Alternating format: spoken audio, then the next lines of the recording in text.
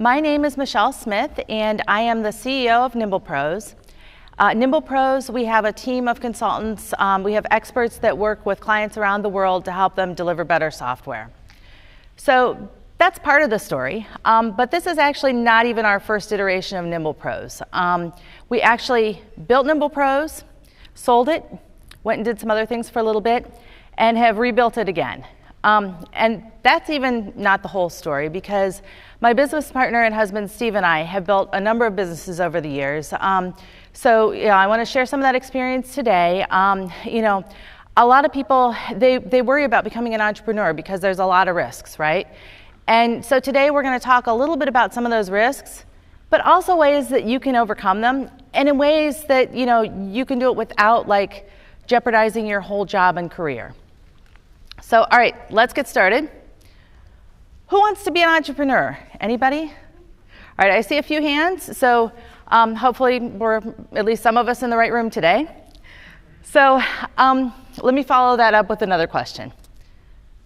Why do you want to be an entrepreneur? Now, the answer that I always get to this is the same. I want to be my own boss. And that's great, but all you're really telling me is that you want to be an entrepreneur.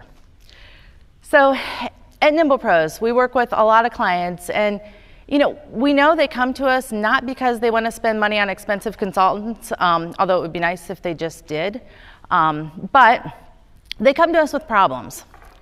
And when they have problems, they want us to say, well, here's the solution.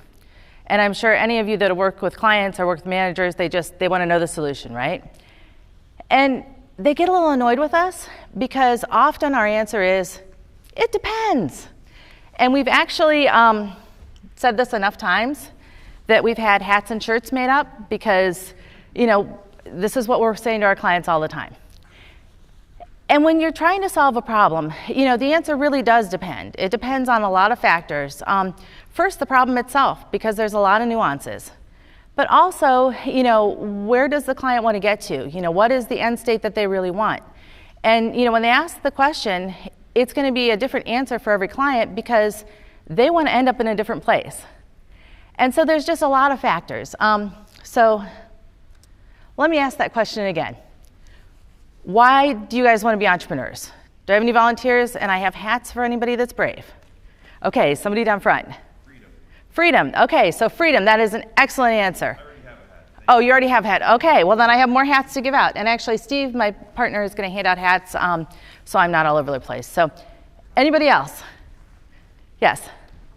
I just can't stand dealing with a lot of businesses, and I know how to fix their problems, so I want to help. Okay, so a couple things there, dealing with a lot of businesses and, wanting to be able to help because you know how to solve those problems. And a lot of times in the positions that we're in as employees, we know the right way to do things and we know how we can help the client, and there's some business reason that makes it so that we can't do that. All right, anybody else? Over here. Right. To be responsible for my own outcomes and just be able to solve different things. That's an excellent point. So being responsible for your own outcomes, that's a double-sided coin because you're the one that's responsible, but at the end of the day, kind of the buck stops with you. But also being able to solve interesting problems. A lot of times, we like to think about entrepreneurship as like a game because you're always solving different things. And it's a lot more interesting than doing the same thing over and over and over again. Steve, do we have any more hats? Yep. Okay, anybody else? Yes. I like being able to, say no to things that I don't want to do and be able to pick. And I guess that goes with the freedom. It's like, this seems interesting. I want to work on this. This other thing doesn't, so I'm going to not do that. That's an awesome answer. So so the freedom to be able to say no. A lot of times as you're first starting out your business, you end up saying a lot of yes because, one of my friends described it when he first started his business. It was like, the monkey jumping for the banana, and wherever the banana was, you were jumping. But eventually you can say, you know what, I want to do this and I want to do this way because that's important to me to have that way to be able to do it. So are we out of hats? One more. Okay. One more up here.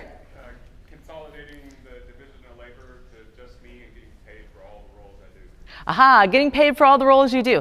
And that's true because as time has gone on, A lot of employees find that their companies are making them or requesting that they do a lot more with a lot less. And, oh, we've left, this role open, but, Joe can take it on because, it's just one more thing that he can do. And, you end up doing a lot of different things. And yeah, you don't get the recognition, as an employee necessarily for all the things that you do.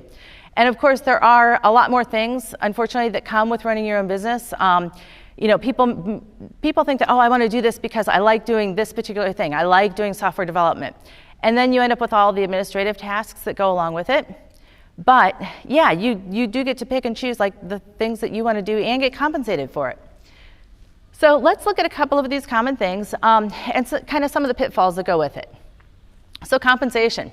This is the thing that people think about first when it comes to, gosh, I'm going to have my own business and I'm going to get paid what I'm worth. And yes, that's good. You can set your own rates. That's great. But there's a downside to that too. And that is, a lot of times when you say, okay, I'm going to go out and be an entrepreneur and I'm going to do it on my own, you're giving up that salary. And gosh, businesses cost money sometimes to start. So are there ways that you can do that without, risking that financial, stability that you have and still be able to do your own business? The other thing is time. A lot of us are really crunched for time these days. You have kids, you have pets, you have aging parents, you have other responsibilities and things that you have to do. And you think, well, if I had the flexibility to set my own schedule, this would be great. And yes, if you have flexibility, that's great. But again, a lot of times people underestimate all of the time that it takes to actually run the business on top of whatever it is, the service or product that you're providing. And then the other thing that happens is, as an employee, you can walk out that door at the end of the day, you're done for the day. You don't have to do these things. And, the business, it waits till tomorrow when you come back in. And unfortunately, when you're running your own business, and a lot of people find this working from home anyway, but you never really leave work, right? Because, your business is always there and there's always one more thing that has to be done. Stability, this is a big one. Especially, Steve and I have given this talk in a variety of forms over the years, and it always gets a lot more popular when the economy gets a little bit shakier because people think, gosh, I'm not going to get downsized if I have my own business. And AI, there have been so many talks today on AI and how that's going to affect the industry, and people are worried about their jobs. So you think, if I'm my own boss, I'm going to have that stability that I want. And unfortunately, the fact is that if you're working for a company, the company probably has some resources that you don't have to kind of hold off some of those market forces. They have other things that they can be doing to help bring in money, or, if we have, a downtime, well, they have some reserves built up. And as a solo entrepreneur, that can be really scary because you're now dealing with that economy and these breaking changes to the industry all on your own. The entrepreneur that I worry about the most is the one who says, I love doing, and then fill in whatever hobby it is. It's knitting, it's gardening, it's whatever it is. And they really love it. And if they could do that all the time, that would be great. And yes, it would. The problem is, when you take your hobby and you make it your business, well, now, you're not able to create the things that you wanted to create when you felt like creating them. Now you have to answer to customers who have deadlines and they wanted things a certain way, and it's not fun anymore because your hobby is your job. And the worst part of that, you can't even go and enjoy your hobby anymore that used to help you de-stress from work, because now that's the job and that's the problem. So how do you overcome all of these challenges, right? My goal today is not to make you go running and say, you know what, I'm done, I'm not doing this, it's too scary. Because my goal today is to tell you ways that you can do this, because it is absolutely achievable. So my first bit of advice, become independently wealthy. Not a problem, you can do whatever you want. They say that the best way to make a small fortune, start with a large one. But seriously, a lot of us, I'm suspecting, are not in that boat today because, we're sitting in rainy Columbus, Ohio instead of on a beach. So we'll move on. My next bit of advice, be a kid. Being a kid is just like being independently wealthy because you have all your parents' money and you have a lot more free time than most adults too. So excellent time to be an entrepreneur. And I kid, but kids really do have things that we don't have.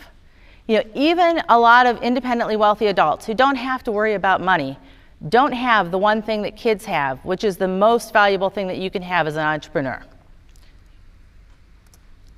They have optimism. No one has told them yet that they can't, or that they shouldn't because it's too scary, it's too risky. They view the world with possibility. So, too many entrepreneurs that I know, or would-be entrepreneurs, they hold themselves back. There's ways that they can make this work, but the only thing holding them back is themselves, because they're saying, I can't do it. I don't know how to make this work. It's too scary. And, I'm standing here today to say, look, if I can do this, you can do this. There's plenty of folks that are walking around the conference today that are, solo entrepreneurs or have small businesses, and they've all been sitting where you've been sitting and saying, I don't know if I can. And I'm here to tell you, yes, you can. If you believe you can, there's ways to make this work. So the low-risk entrepreneur, right? Okay. There's a risky way. You can walk into your boss's office and you can say, you know what, I quit, I'm done, I'm out of here. And as satisfying as that might be in a lot of positions, I've worked for bosses like that. That's not necessarily the safest way to do it. So our goal in talking about being a low-risk entrepreneur is to encourage people to find ways to do this without a lot of the risk. The why do you want to be an entrepreneur without all the why nots that are holding you back. I call this having your cake pops and eating them too. And so today I'm actually going to tell you some stories. I'm going to tell you about our journey, but also the journey of other entrepreneurs that we know. And one of those is actually my neighbor who has a really successful cake pop business. So my husband Steve and I, we're what you call parallel entrepreneurs. A lot of people, you think of the serial entrepreneur, that's the person who starts a business and sells a business and starts another business and so on and so forth. And that would be fun, but why not if you're going to do it? We have a family saying, if it's worth doing, it's worth overdoing. So we've, from the start, always had multiple businesses. And there's a few different reasons for that, but I will tell you about that as we go. So Steve and I have been together since high school. We both went to The Ohio State University. And in college, for various reasons, we had to totally support ourselves, basically from the time that we left home freshman year all the way through, paying for our education and housing and all of those things. And so we worked really hard. We didn't have a lot of fun in college, but we worked really hard. And in working really hard those years, there's a couple of things that are really important that we learned. First of all, don't let anybody tell you that because you're working multiple jobs, you're an entrepreneur. There's a lot of folks right now that want to say, gosh, isn't it great we have all this entrepreneurship right now? You have people that are driving for Lyft and they're doing DoorDash, and gosh, they also have a job at Walmart, and maybe they're working at McDonald's too. Look at all the entrepreneurship going on. And I'm going to tell you, that is not entrepreneurship. That's working really, really, really hard, but that's not building something for yourself. So if somebody says, hey, take on this extra job and you can be an entrepreneur, that's not what that is. The other thing I am going to tell you, though, is, we worked really hard in college. We were really lucky. We had a lot of opportunities and a lot of advantages, and we did take advantage of them. So we were able to come out of school on a pretty sound financial footing. And that let us do a lot of the things later on that, maybe it was a little bit risky, but we had that financial footing where we could take that risk. So if you can put yourself in a good financial position, be it paying down loans or, putting away a rainy day fund, and you're thinking of making the leap to entrepreneurship, really put yourself in that good financial footing when you can, because it will let you take advantage of opportunities later. So Steve and I, we went to Ohio State, as I said, and he got his degree in computer science and engineering. I actually got a degree in animal sciences and went to vet school. So the reasons that you're listening to a veterinarian talk at a software conference today, that's a whole other story. But we went out and got jobs as people do, and I went into vet practice, and Steve started working for a consulting company. And he got really interested in this brand new technology called active server pages. And I should mention we've been doing this kind of a long time. So as he got involved and got interested in active server pages, you know, the internet was not that old, there were not that many websites, but there was a site called ASP Alliance. And he got involved in that and started writing for it, and, you know, got involved in helping run it, and ended up with an opportunity to take over the site. This was fantastic because, you know, he had this opportunity to be an entrepreneur. And one of the things that I'm going to tell you is if you have the opportunity to take over an existing business, that's a great way to start because you have something that's proven, you have something that you can build on. You know, there's some challenges to doing that too, but that is one way to start. The thing about ASP Alliance is it started making money on ad revenue. And this was, again, back in the day when you could make money online with ad revenue.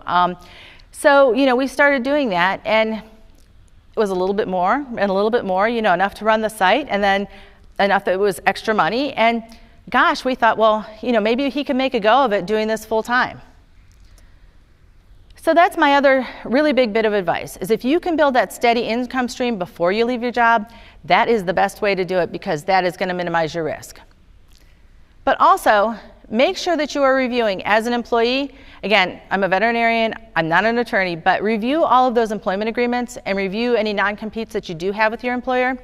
First of all, you don't want to be asked to leave your position sooner than you're ready if you're trying to prepare for, you know, moving on to being your own entrepreneur. But also, you don't want your employer to suddenly have some claim to all of these things that you've built on your own time. So definitely review all of that. So one cold February day, we went to our attorney's office, and like I said, we're parallel entrepreneurs, have been from the start. So we opened two businesses.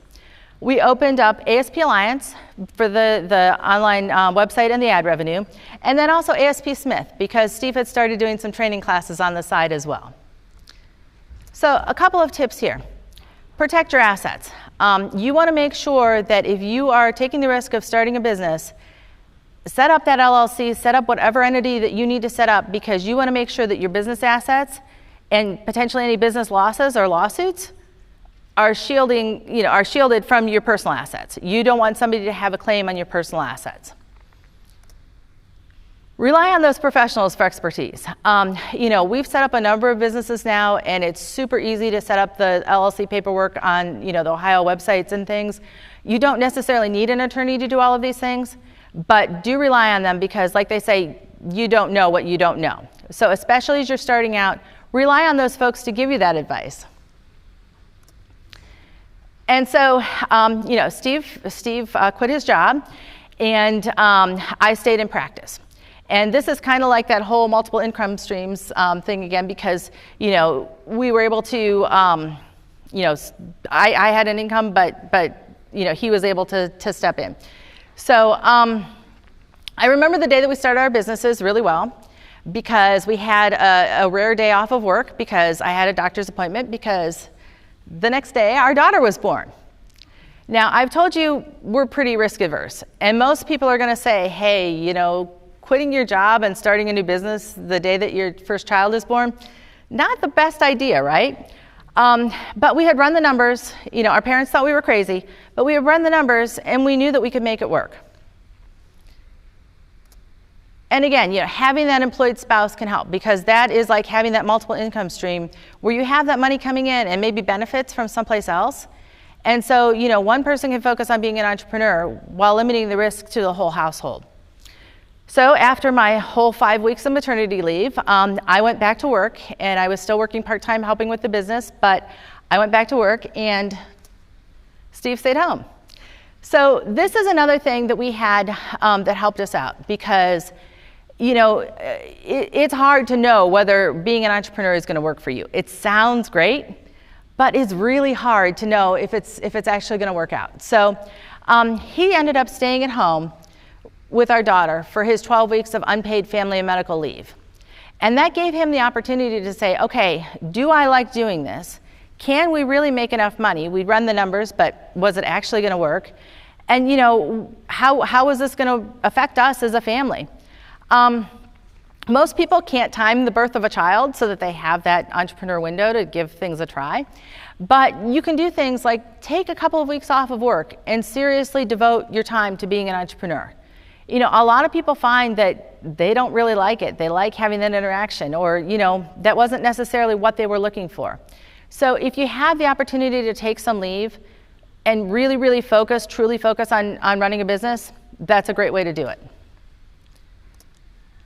So along the way, we actually, again, building more businesses, we started doing advertising for ASP Alliance, talked to other people in the community that we had similar websites, and said, hey, it would be great if we all worked together to sell ads. And so we ended up doing that, and we spun off another business called Lake Quincy Media. And this was basically, where we were working together with a bunch of other 50-some website owners to sell advertising to component vendors. And we learned a couple of things from this. First, once you have a successful start, you can build your business by adding value and scaling up what you've got. So we were able to add value to our customers because they could buy on not just our site, but on 50 different sites, which were fantastic. And we were able to add value for all of those other people that had websites because they didn't want to deal with selling advertising and all of that. And we were able to scale, right? Like our website, it had, ASP Alliance was a pretty big site back in the day, but it didn't have the traffic that 50 sites had. And so we were able to scale that. So look for ways to kind of scale and add value to your core business, because that can really help, especially as you're getting started out. Now, when we added Lake Quincy Media, we ended up adding employees. And actually, some of our employees that we added back then have been with us through a few different businesses and are working for us, some of them still today. But you learn a couple things when you add employees. The first thing is, think about the culture that you're building. And actually, I would argue that even as a solo entrepreneur, think about that culture. Think about how you want to do things and why you want to do things and what things do you want to do. Because it's very important. I would argue that it's as important how your business presents itself to the world as the actual services and products that you deliver. The other thing that I would say is, as a business owner, if you can outsource some tasks like payroll and other things that are complex, take that opportunity, because that gives you more opportunity to focus on what you're doing and building the business. Again, you're probably not getting into this because you really want to run payroll. I don't think there's anybody that is, maybe an accountant, but take advantage of those people that will do that for you. It's money well spent. So how did we end up with a consulting company? Because, we're doing consulting now. Well, so we actually started building this ad engine, and Steve was going to conferences, and a few of our folks that worked with us were going to conferences, and they're talking about the great things that we're doing and how we're doing things, and people kept coming and saying, well, can you do that for our company? And we're like, no, we're building our ad engine. That's not what we're doing. And we got tired of saying no. So eventually we said yes. So we actually started Nimble Software Professionals with our team from Lake Quincy Media, because we had those folks, and they were available and they could do that work. And that actually spun up into Nimble Pros. We shortened it down a little bit. But my tip for that is consider saying yes to new opportunities. That was not something that we were anticipating going into consulting, because that wasn't what we did. But it's something that we found that we really enjoyed. And like I said, to finish up our story, we've done a lot of other businesses. We ended up selling Nimble Pros, the first iteration, to one of our customers. We became their service team, did that for a couple of years, then ended up doing some other things, and came back to where we had the opportunity to start a consulting company again. And we said, yeah, let's do that. We really enjoyed it, so that's where we want to spend our time. So that's our story. But I want to give you some other options to think about, because this isn't the only way that you can build a business. So the first one I'm going to talk about is the employee entrepreneur. You really want to be an entrepreneur. You have great ideas. You want to be involved in running a business. But maybe you can do that at your job. We call this the entrepreneur in place, or be an entrepreneur at your job. I will tell you, when we hire people for our team, we love folks, and some of them are in the room today, and hopefully not because they're looking to leave us and go get their own jobs, but we like to hire people that have an entrepreneurial mindset. Why? Because they're bringing great ideas to the company, and the way we structure things, we try and do it so that if the company is doing well, everybody does well. Just we feel like that's the right way to do it. But maybe you can find that situation where you have that opportunity to work with a company where you can share your ideas and in being involved in more things. I listened to a talk earlier where they talked about the difference between a manager and a leader. And I will say again, don't confuse being promoted into management to being able to be an entrepreneur. Because a lot of times in management, your job is to kind of keep the status quo. And as an entrepreneur, you want to be pushing those limits, right? You want to be doing new things. If you didn't want to do new things, you'd be happy at your job. So think about that. I'll also call out one of our other employees, Eric. So Eric came to us, he started working with us actually when he was, I think, 16 in high school in the previous Nimble Pros. Became a great developer, went on and did other things. And he came back to us, gosh, it was like 2019, and said, hey, I'm be interested in joining your team, but I want to have more of a leadership role. Well, at that point, we had Steve and I and Scott, one of our other developers who'd been with us previously, come back, and we're like, okay, do we really need 3 leaders at this company? But yeah, it's worked out great. Eric has been part of the leadership team. We're a small company, so I do the business side of things, but everybody else is a developer. So, look, this was a great opportunity for Eric to be part of a company and building things without having to take the whole risk of starting his own company. So look for those opportunities. It may not exist where you are today, but you may have the opportunity to take on another leadership role where you can be an entrepreneur, but not have to necessarily take on all the risk yourself. The next one I'll talk about is the employed entrepreneur.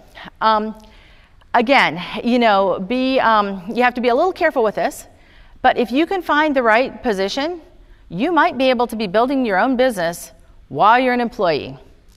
And I will call out for this Jeff Zerline, who is another one of our Nimble Pros employees. He's building Authorization Hub, and he's been building Authorization Hub since before he came to Nimble Pros. And we knew going in that this was something that he was passionate about. And I like hiring people who like to spend their free time on code. I know a lot of businesses are like, oh, that's not good because we don't want them to be successful outside of their job because we want them tied to the job. And well, what happens if they're successful? And great, that's a win. He's successful. We wish him well. So if you can find the right opportunity, you can have that side project with your employer's blessing. Again, review your non-competes. Especially if you're starting a new job, make sure that they're all good and everything is out in the open. But there are opportunities to be building, your own business while you're employed. And some employers like us will think that, hey, that's a benefit. The other one that's a really easy one for a lot of developers, and this is the road that a lot of folks that we know who speak at conferences have taken, and that's the content creation entrepreneur. There are a lot of ways to, create content. We've gone back from, ASP Alliance when there wasn't a lot and you could do a couple blogs here and there. I remember when blogs were this new thing that we were doing. But, you've got YouTube, you've got books, you've got online training courses. All of those things can be very lucrative because you have the opportunity to, go and do those things while staying at your job. It's easy things to work around your schedule. You're not having to take time off because, you have to go to a client for a training class that your boss didn't approve, or other things like that. It's also, there's a fairly low bar to entry, right? You don't need a lot of equipment. You don't need a lot of things. You can get set up really easily with a really good recording setup so that you can do those things. YouTube is very approachable. And there's a lot of online training places that are available that you can create that content and you don't have to leave your job. So one of the great examples of this is Nick Chapsis, and I don't know if anybody knows Dome Train Nick Chapsis. You've seen him on YouTube? Anybody? I can't see hands, so I'm going to assume that at least some of you have seen him. So Nick is great, right? And everybody knows he's got Dome Train and he's got these YouTube videos, and it's fantastic. And Nick was actually kind enough to let me share his story a little bit because, he started out as that employee, right? He started out, wanting to create content, wanting to do things. but how do you get started? And so the thing about Nick is, he started out, he wrote a blog. He did enough with his blog that he became a Microsoft MVP, which is great. Again, this is another way to build yourself as an entrepreneur.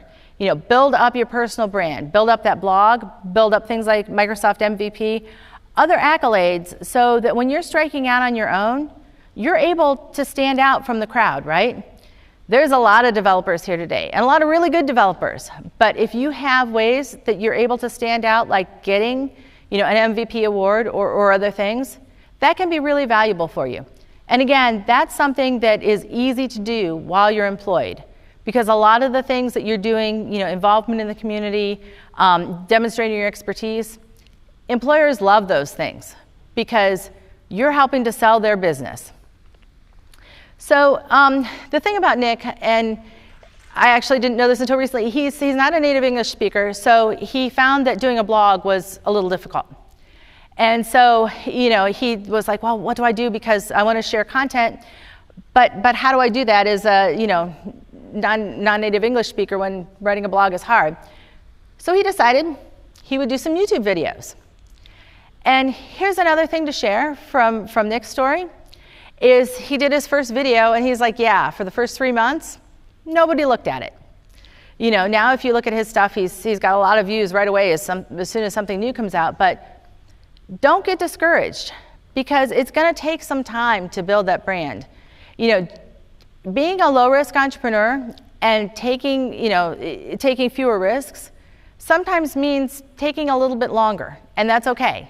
You just have to know going in that it's going to be, maybe taking you a little bit of time. And, maybe if you aren't getting the traction at first, keep with it, because you can build up that audience over time.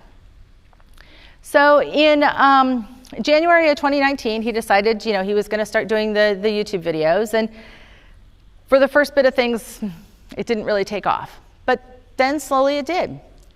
And he said, well, I'm doing these YouTube videos, and you don't get a lot of money from YouTube videos, but training courses, he thought, well, I could expand these into training courses.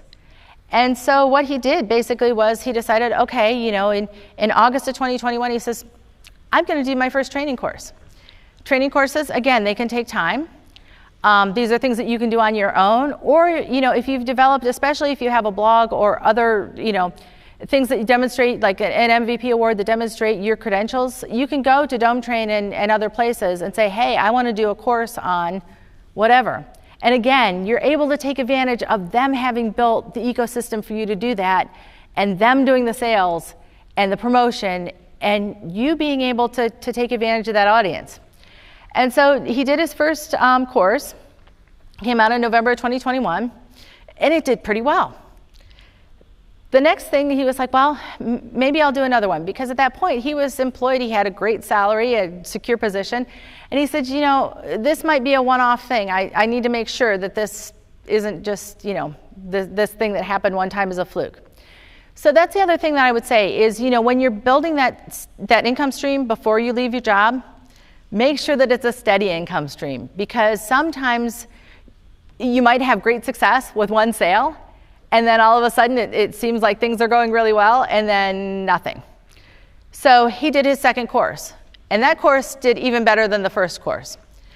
So he was like, oh, this is great. So he looked at it, and he looked at the financials and said, it makes sense for me to do this full time. So he decided to step away from his position at that point. He ended up creating some more training classes, and then ended up building his business DomeTrain.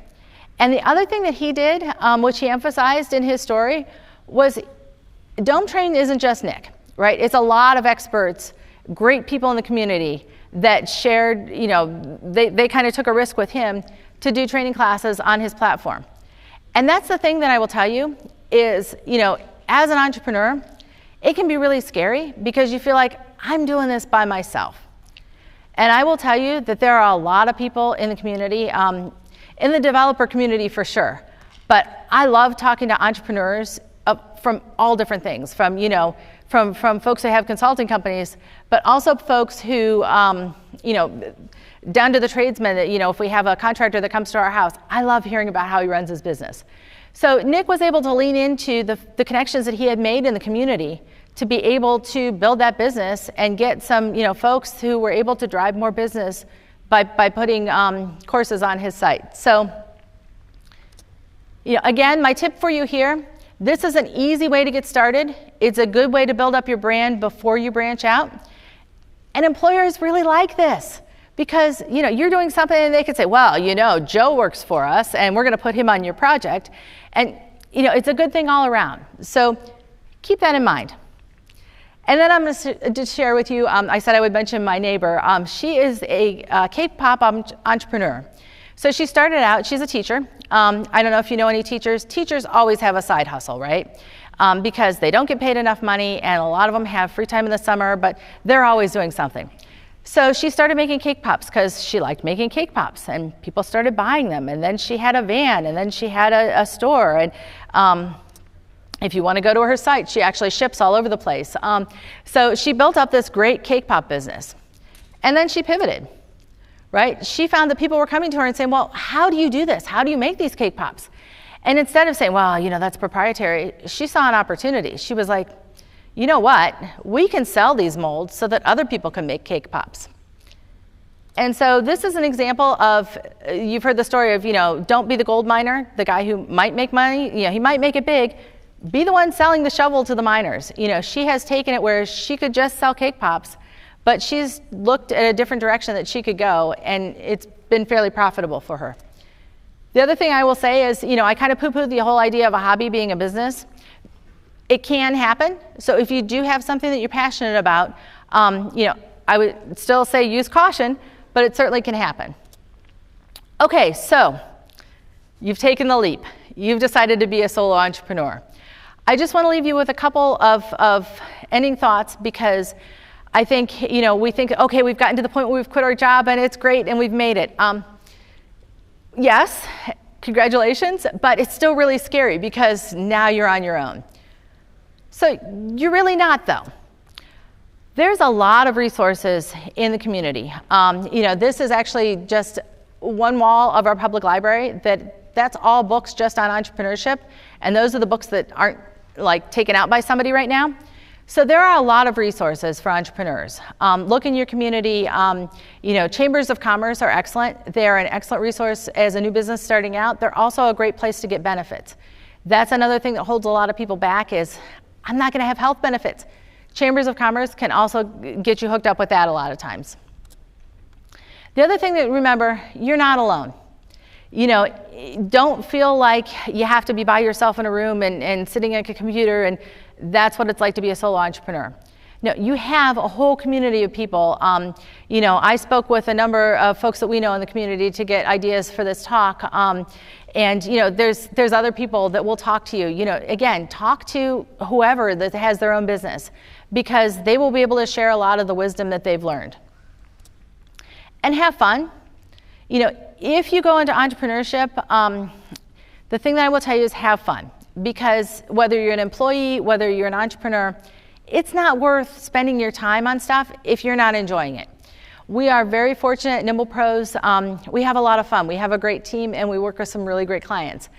But you know, we also, we run our businesses and we like board games. So we view like having your small business as like a game, right? You're allocating your meatballs, you're doing different things, you know, you can make this decision or that decision.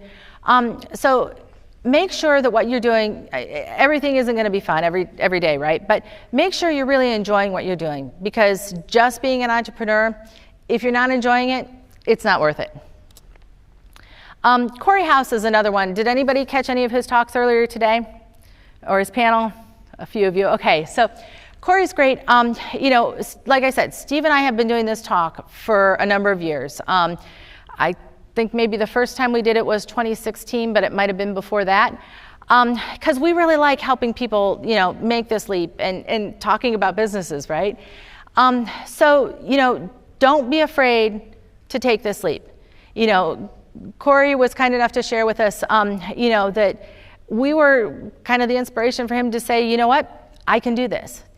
And there's a lot of speakers and other folks here today and, at other community events, that are going to be there to support you and say, you know what, you can do this. And they're happy to tell you, the ways that they were able to make it work. So don't let yourself be the thing holding you back, because you can do this. So I don't know if anybody has any questions, but I can't see. So shout out. Anybody? I can't see. Yeah, just yell out. I got one. What are your experiences being a woman entrepreneur? Yeah, so I could do like a whole talk on women in tech. Again, it's a challenge, right? Because you have the challenge of being an entrepreneur. You have all of the challenges that come along with being a woman, both from the standpoint of being taken seriously. I have been fortunate in my career in the tech industry. Like I said, I'm a veterinarian. I'm not a developer. So I haven't come up the ranks as a developer. One of the things I will say is make sure that you're presenting yourself with some authority. One of the things that I insisted on back when we started Lake Quincy Media was that my title was going to be CEO, because otherwise people would treat me as the administrative assistant, and that wasn't my role. So yeah, I would say, make sure that you're, you're presenting yourself with some confidence, and even a little overconfidence if you need to, just to kind of help give yourself that boost. But also talk to other female entrepreneurs, again, in a variety of industries. There's a nice core group of women in tech who are fantastic, who are great at supporting each other. And sometimes if you are in an industry where you don't necessarily have a lot of support, and this is a whole other thing on diversity in general, but if you aren't necessarily seeing yourself represented locally at the head of businesses or in the place that you want to be, look for online communities, because there's a lot of people who have these backgrounds who can kind of give you advice and give you that help foot up, but they aren't necessarily people that you would find locally. Thank you. Yep. Anybody else? I got one. Yeah. When you look back at when you started out, what are a couple things that you found that were easy, and then a couple things that you found hard? Okay, the question was, what were some things that we found that were easy and some things that we found that were hard? Gosh, that is a hard question. I think easy was our confidence at the time. Again, we started our businesses, we were fairly young, and it was, for us, we had each other to bounce off of. So having that support system for us was easy. Hard. It's always hard to know how the directions to take your business. And so it's hard sometimes to figure out whether you should make that business pivot or whether you should, do, I guess, for example, when we have sold businesses, that's a hard decision. So yeah, I know it's a general. sorry, it is a difficult question, but yeah, I mean, it really, again, having that support system in place where you're able to make that leap, a lot of times it makes a lot of those what sound like really crazy decisions to outsiders actually really easy because you've figured it out. Maybe work-life balance? Okay, yeah, Steve is the work-life balance. That is a huge one. We never leave our business because we are always at home, and we're talking about if it's not this business, it's a different thing. And there's things that come up. So there's the demands on your time, and then there's the demands that you let come into your time. So I think our kids all know a lot more about running a business than most kids their age, because they hear about this and that. But also, you need that time for yourself so that you can step away. Even if running your business is your favorite thing, being able to step away and have that kind of mental break is really, really important. And I think a lot of entrepreneurs burn themselves out very quickly because, again, they're jumping for every opportunity when they really need to pace themselves and say, it's okay to take a little bit slower and to be a little bit more circumspect in what you're doing, rather than getting burnt out right away trying to do all of the things at once. Thank you. Yep, thanks. Anybody else? I can't see. Okay. All right, well, thank you guys for coming today. That is my contact information. Seriously, feel free to email me with questions. You know, even if you just need some encouragement from somebody to say, yes, you can do this, because believe me, if I can do this, you can do this. So thank you guys for coming today, and have a great rest of your day.